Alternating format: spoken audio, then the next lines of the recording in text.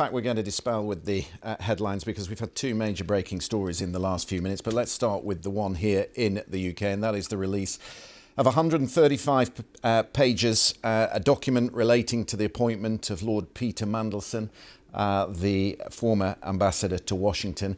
And what we learn from these documents is that Keir Starmer was warned there was a general reputational risk over Lord Peter Mandelson's relationship with the paedophile financier Jeffrey Epstein. And he was warned of that before giving him the role of ambassador. Just over an hour ago, the government released that initial batch of papers. It's not a full account of what went on. There is still a criminal inquiry ongoing. But a due diligence document drawn up in December 2024 before the appointment to Washington noted a series of reports detailing Lord Mandelson's links with Epstein. The documents that have been released highlight that Lord Mandelson received a payoff of £75,000 after initially asking for an entitlement of more than £500,000.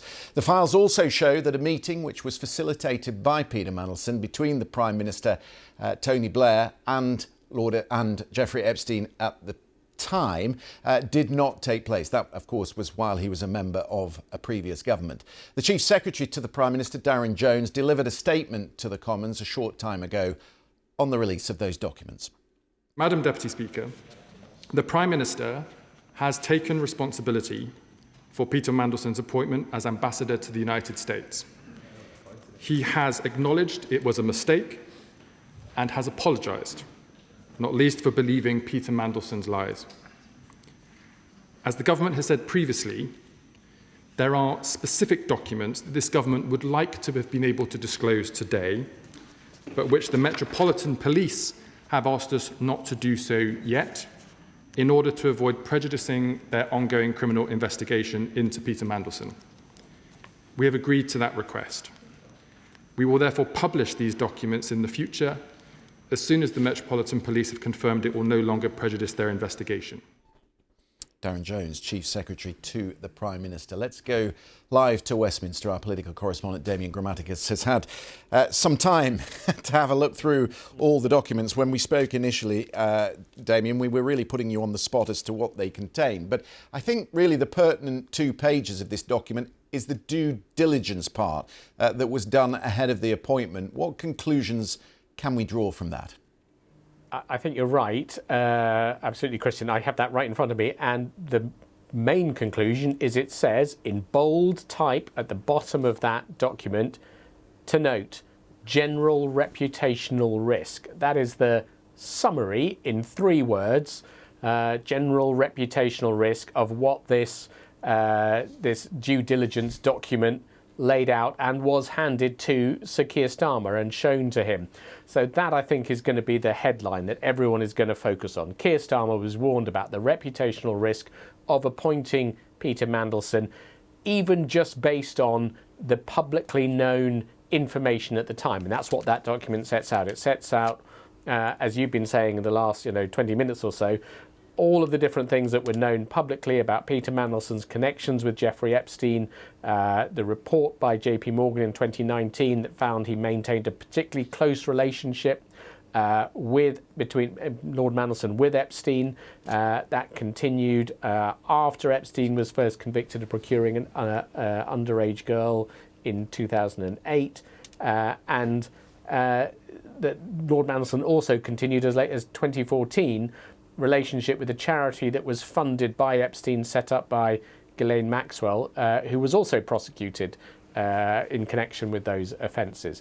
So that's very clear there. The other things that are in there too, and I can tell you, is that the question, so Downing Street have raised this issue that there were subsequent questions posed to Lord Mandelson in this vetting. We don't know exactly what the questions are. We don't know what the answers are because the police have asked that be withheld while their investigations happen. But the documents do give us a suggestion of that. So elsewhere, they say that from what we can understand of these documents, I think that those questions related to the continued contact with Epstein after his first conviction for soliciting prostitution of the minor, reports that Mandelson had stayed at Epstein's home while the financier was in prison. I think something Lord Mandelson said he didn't then do subsequently, or stay in that house, and his association with the charity. Exactly those questions that were in the public domain were asked. We don't know what the answers are, and that's where Keir Starmer said he believes he was lied to. Lord Mandelson said he answered truthfully.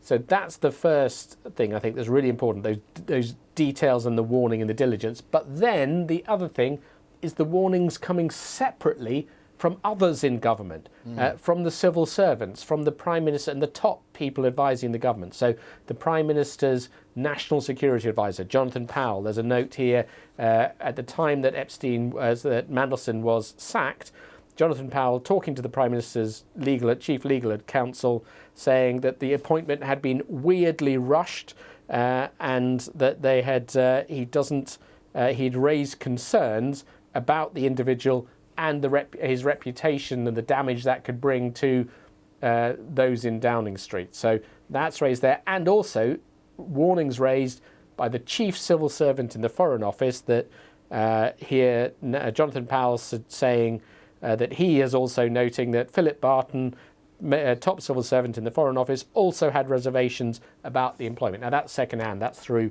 Jonathan Powell, but those are the two most senior figures there. So it makes it very clear that those involved in this decision were the political figures, Sir Keir Starmer and those around him, because the vetting we see here was, it seems the questions posed because of the vetting, the kind of diligence, was being done by the Prime Minister's, his Chief of Staff and his Director of Communications. Now, that's not something I think that's been focused on yet, but that might raise real questions about the responsibility and how much sort of diligence was done if this was a politically handled vetting process, ultimately, more than a civil service one. That's where the final kind of decisions and questions were put to Peter Mandelson, brought back. We don't know the content of those, obviously that will come later, but that's a key point too, I think.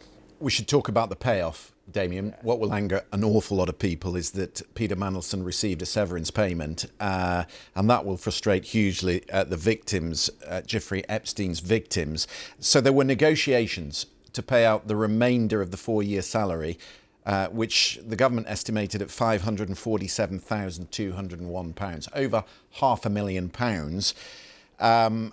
And they settled on £75,000. Now, Darren Jones said, he reminded the House that Peter Mandelson at the time was a civil servant, not a politician. So he had a right on his dismissal to take his case to an employment tribunal.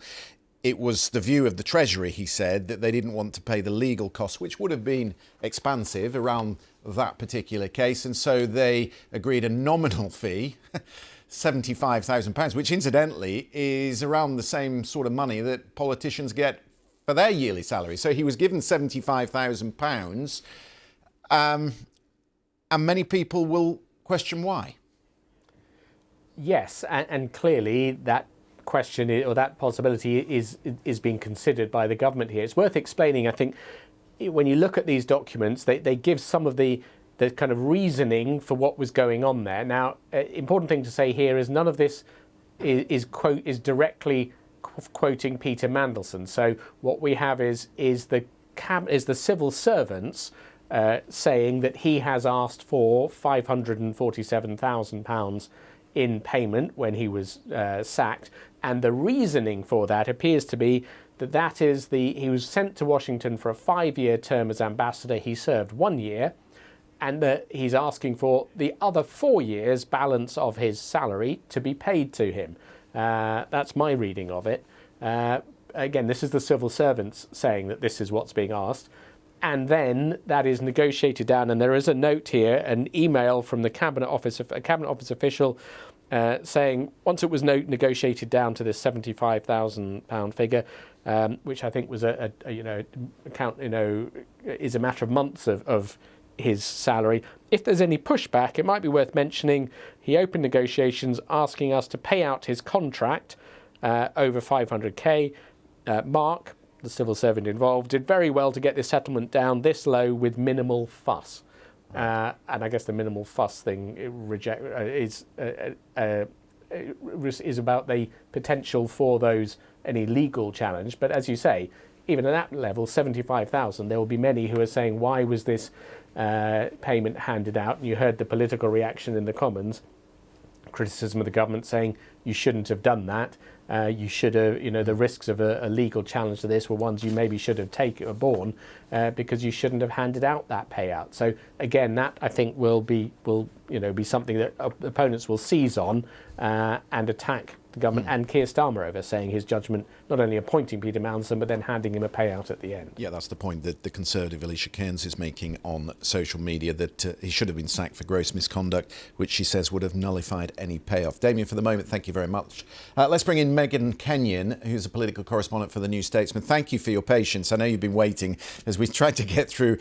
There's an enormous amount of detail, actually, across 135 pages. But perhaps our international viewers who are with us might wonder what it all amounts to.